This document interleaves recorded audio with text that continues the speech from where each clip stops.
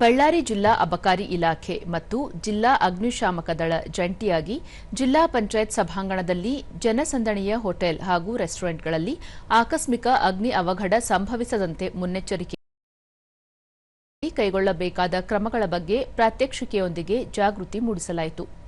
ಕಾರ್ಯಕ್ರಮದಲ್ಲಿ ನಗರದ ಜಿಲ್ಲಾ ಅಬಕಾರಿ ಇಲಾಖೆಯ ಉಪ ಆಯುಕ್ತ ಎನ್ ಮಂಜುನಾಥ್, ಜಿಲ್ಲಾ ಅಬಕಾರಿ ಇಲಾಖೆಯ ಅಧೀಕ್ಷಕ ಅನಿಲ್ ಕುಮಾರ್, ಜಿಲ್ಲಾ ಅಗ್ನಿಶಾಮಕ ದಳದ ಅಧಿಕಾರಿ ಹನುಮನಗೌಡ ಪೊಲೀಸ್ ಪಾಟೀಲ್ ಸೇರಿದಂತೆ ವಿವಿಧ ರೆಸ್ಟೋರೆಂಟ್ ಮಾಲೀಕರು ಹಾಗೂ ಕಾರ್ಮಿಕರು ಉಪಸ್ಥಿತರಿದ್ದರು.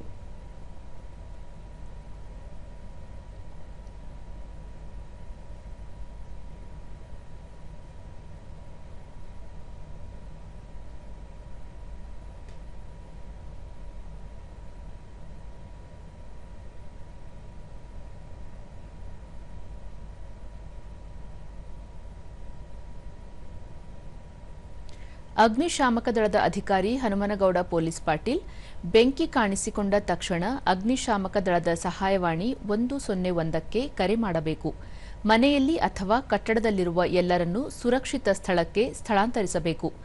ಲಿಫ್ಟ್ ಬಳಸದೆ ಮೆಟ್ಟಿಲುಗಳ ಮೂಲಕ ಹೊರಬರಬೇಕು ಎಂದು ಮುನ್ನೆಚ್ಚರಿಕಾ ಕ್ರಮಗಳ ಬಗ್ಗೆ ಮಾಹಿತಿ ನೀಡಿದರು.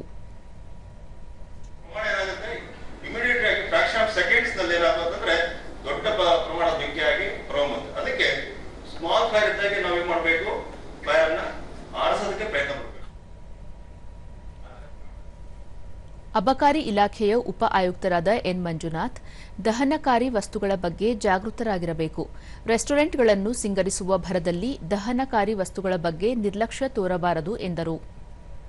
ಅದಕ್ಕೆ ತಕ್ಕಾಗಿ ಏನಾಗಿದೆ ಅಂದ್ರೆ ಅವರು ಹೇಳಿದಾಗ ಬೆಂಕಿ ಹತ್ಕೊಂಡಾಗ ಅದಕ್ಕೆ ನಮ್ಗೆ ಆಚೆ ಹೋಗೋದಕ್ಕೆ ಎಕ್ಸಿಟ್ ಆಗಲಿ ಅಥವಾ ಯಾವ ವಸ್ತು ಕಂಬಸ್ಟಿಬಲ್ ಇರುತ್ತೆ ಅದು ಬೆಂಕಿ ಹತ್ಕೊಳ್ಳೋ ಸಾಧ್ಯತೆ ಜಾಸ್ತಿ ಇರುತ್ತೆ. ಅಲ್ಲಿ ಆ ಒಂದು ಅನಾಹುತಕ್ಕೆ ಬಹಳ ಬೇಗ ಬೆಂಕಿ ಹರಡಿಬಿಟ್ಟಿದೆ. ಒಣ ಹುಲ್ಲು. ಜಿಲ್ಲಾ ಸನ್ನದ್ದುದಾರರ ಸಂಘದ ಪ್ರತಿನಿಧಿ ರಾಮು, ಜಾಗೃತಿ ಸಭೆಗಳನ್ನು ಆಯೋಜಿಸುವ ಮೂಲಕ ಜನರಲ್ಲಿ ಅಗ್ನಿ ಅವಘಡಗಳ ಬಗ್ಗೆ ಅರಿವು ಮೂಡಿಸಬೇಕಾಗಿದೆ ಎಂದು ಹೇಳಿದರು. ಮತ್ತು ಬಳ್ಳಾರಿ ನಮ್ಗೆ ಈ ಕಾರ್ಯಕ್ರಮ ಹಮ್ಮಿಕೊಂಡಿದ್ದೀರಿ, ನಿಜವಾಗ್ಲೂ ಭಾರಿ ಇಂಪಾರ್ಟೆಂಟ್ ಸರ್. ಯಾಕಂದ್ರೆ ಇದು ಇನ್ಸಿಡೆಂಟ್ ಆದ್ಮೇಲೆ ಎಂತ ಘಟನೆ ಆಗ್ತಾವನ್ನು ಹೇಳಕ್ ಬರಲ್ಲ.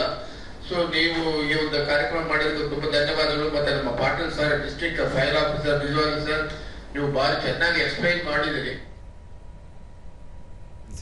ದೂರದರ್ಶನದೊಂದಿಗೆ ಬಳ್ಳಾರಿಯ ಹೋಟೆಲ್ ಬಾಲ ರಿಜೆನ್ಸಿ ಮುಖ್ಯಸ್ಥ ಹರೀಶ್, ಹೆಚ್ಚಿನ ಜನಸಂದಣಿಯ ಹೋಟೆಲ್, ಮಾಲ್ ಮತ್ತು ಆಸ್ಪತ್ರೆಗಳಲ್ಲಿ ಆಕಸ್ಮಿಕ ಅಗ್ನಿ ಅವಘಡವಾದಲ್ಲಿ ಅದನ್ನು ನಿಯಂತ್ರಿಸುವ ಮತ್ತು ಜನರ ಪ್ರಾಣ ಉಳಿಸುವ ಬಗ್ಗೆ ಮಾಹಿತಿ ತಿಳಿಸಲಾಗಿದೆ ಎಂದರು.